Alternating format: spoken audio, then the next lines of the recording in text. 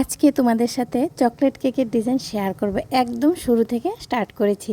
আমি কিভাবে পঞ্চটা দিলাম, কিভাবে কাটলাম, কিভাবে আইসিং করলাম, পুরোটা একদম ফ্লাওয়ার কিভাবে বানালাম কেকটার জন্য, একদম স্টেপ বাই স্টেপ সবটা তোমাদের সাথে শেয়ার করব। হ্যালো ফ্রেন্ডস, আশা করি তোমরা সবাই ভালো আছো, আমিও ভালো আছি। তোমাদের সবাইকে জানাই অসংখ্য অসংখ্য স্বাগত। নতুন আরেকটা দিনে নতুন আরেকটা কেকের ডিজাইন নিয়ে চলে এলাম তোমাদের সাথে শেয়ার করার জন্য। আজকের কেকটা হচ্ছে চকলেট কেক। তো দেখতেই পাচ্ছ পঞ্চটা কতটা সফট হয়েছে, একদমই সফট। তো আমি পঞ্চটা কেটে নিচ্ছি, তারপর আমি এটার মধ্যে আইসিংটা করব। তো দেখে নাও আমি কিভাবে আইসিংটা করছি।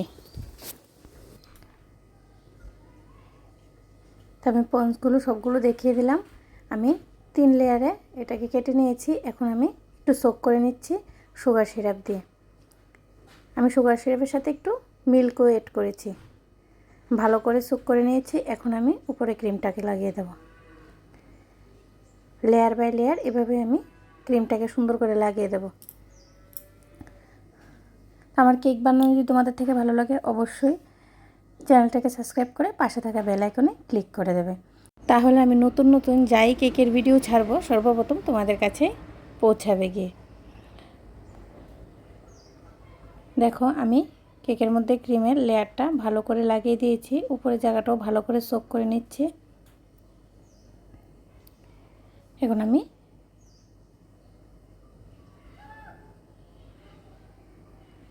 ক্রাম কোটিংটা ভালো করে দেব। ক্রাম কোটিংটা করা একান্ত দরকার, তা না হলে কেকের মধ্যে ফিনিশিংটা ভালো আসে না।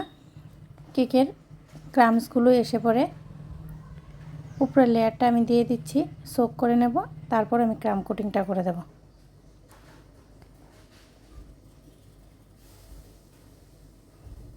ভালো করে নিতে হবে। তারপর আমি ফ্রিজের মধ্যে রেখে দেব সেট হওয়ার জন্য।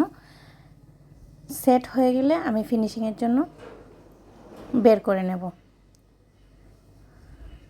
আশা করি আমার কেকের ভিডিওগুলো দেখে তোমরা একটু হলেও উপকৃত হবে। আর যদি তোমাদের কোনো অসুবিধা থাকে অবশ্যই আমাকে কমেন্টসে জানাতে পারো। আর তোমরা কে কোথা থেকে আমার কেকের ভিডিওটা ওয়াচ করছো অবশ্যই আমাকে কমেন্টসে জানিয়ে দেবে। আমি তোমাদেরকে থ্যাংক ইউ বলতে পারবো ভালোভাবে তার জন্য। আর আমি জানবো যে কে কোথায় থেকে আমার কেকের ভিডিওটা দেখছো। এখন আমি কেকটা যেহেতু গ্রিন কালার করব, ক্রিমের সাথে আমি 1 ফোঁটা গ্রিন কালার অ্যাড করে নিয়েছি। নর্মালি আমি কেকের সাথে ক্রিমের সাথে কালার অ্যাড করি না, যখন হালকা কালার হয় তখনই আমি অ্যাড করি। নর্মালি আমি প্রথমে হোয়াইট ক্রিম দিয়ে কেকটাকে ভালো করে সেট করে নিই, তারপরে অল্প ক্রিমের মধ্যে অল্প কালার দিয়ে আমি কেকটাকে কালারফুল করি। এই কেকটা যেহেতু একদমই হালকা গ্রিন হবে, তাই আমি ক্রিমের সাথেই পুরোটা অ্যাড করে নিলাম। যেহেতু অল্প কালার ইউজ হবে, তাই আমি পুরোটা ক্রিমের সাথে অ্যাড করে নিয়েছি। এখন আমি ক্রিমটাকে ভালোভাবে লাগিয়ে নিচ্ছি। যেই জায়গাতে মনে হচ্ছে যে ক্রিম একটু দরকার, বুঝে নিতে হবে, সেই জায়গাতে ভালো করে ক্রিম লাগিয়ে তারপরে ফিনিশিংটা দেবে। কেকের মধ্যে ফিনিশিংটা অনেক গুরুত্বপূর্ণ, কারণ ফিনিশিংটা ভালো আসলে যে কোনো কেকের ডিজাইন অনেক সুন্দর লাগে। আর ফিনিশিংটা ভালো না আসলে কেকের ডিজাইনটা দেখতে অনেক খারাপ লাগে। তাই ফিনিশিংটা আগে সুন্দর করে দিয়ে দিতে হবে। তো আমি এক্সট্রা ক্রিমগুলো নাইফের সাহায্যে সরিয়ে দিচ্ছি উপর থেকে। এখন আমি সাইডে একটু ডিজাইন করে দেব। উপরে আমি নাইফের সাহায্যে ডিজাইন করে দিচ্ছি। এই ডিজাইনটা আমি অনেকবার করি, এই ডিজাইনটা আমার খুবই পছন্দের ডিজাইন। এখন ব্রাশের সাহায্যে আমি সাইডটাও একটু ডিজাইন করে দেবো। এখন দেখো পিঙ্ক কালার নিয়ে নিয়েছি, নাইফের সাহায্যে সাইডে লাগিয়ে দিচ্ছি পিঙ্ক কালার। জাস্ট লাগিয়ে দেব, সমান হওয়ার কোনো দরকার নেই। ডিজাইনটা এরকমই ছিল, তাই আমি লাগিয়ে একটু ফিনিশিংটা দিয়ে দেবো। আমার লাগানো কমপ্লিট হয়ে গেছে, এখন একটু ফিনিশিং দিয়ে দেবো, বাস এতটুকুই নিচের কাজ। এখন নিচে বর্ডার আজকে আমি ক্রিম দিয়ে দেব না, আজকে নিচের বর্ডারটা আমি, এগুলো আমার রেডিমেড কিনতে পাওয়া যায়, রেডিমেড কিনে নিয়ে আসবে। রেডিমেড আমি কিনে এনেছি, এগুলো আমি লাগিয়ে দিচ্ছি। এখন ভালো করে দিয়ে একটু লাগিয়ে দেব। দেখো কেকের লুকটাই চেঞ্জ হয়ে গেছে। যেহেতু চকলেট কেক, উপরে আমি চকলেটের সিরাপ ইউজ করব না, তাই আমি সাইডগুলো এরকম ব্ল্যাক কালার দিয়ে একটু ডিজাইন করছি। আমি সুন্দর করে লাগিয়ে দিয়েছি পুরোটা। এখন আমি এক সাইডে একটু জেল ইউজ করব, পুরোটাতে ইউজ করব না। এক সাইডে আমি একটু জেল ইউজ করে দিচ্ছি। জেল আমি ইউজ করি না, এটা চকলেট সিরাপ। এখন দেখো ফ্লাওয়ারগুলো বানিয়ে দিচ্ছি।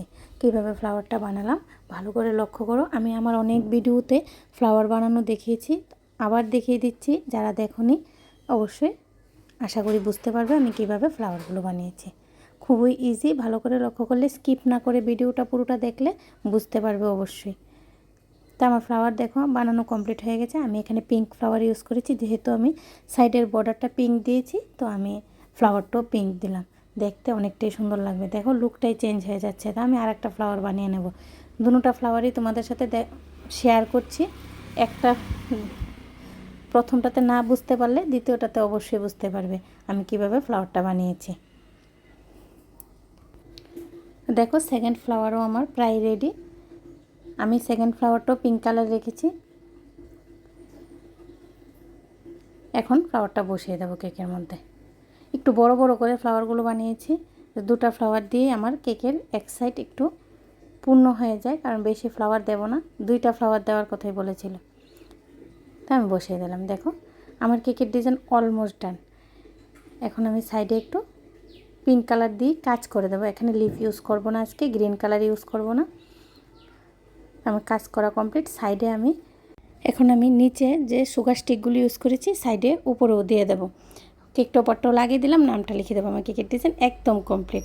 তো আজকের মতো এই পর্যন্তই। নেক্সট টাইম নতুন আরেকটা কেকের ভিডিও নিয়ে তোমাদের সবার সাথে আবার দেখা হবে। সবাই ভালো থেকো, সুস্থ থেকো। আর আমার কেকের ভিডিওটা পুরোটা ওয়াচ করার জন্য তোমাদের সবাইকে জানাই অসংখ্য অসংখ্য ধন্যবাদ। রাধে রাধে ফ্রেন্ডস।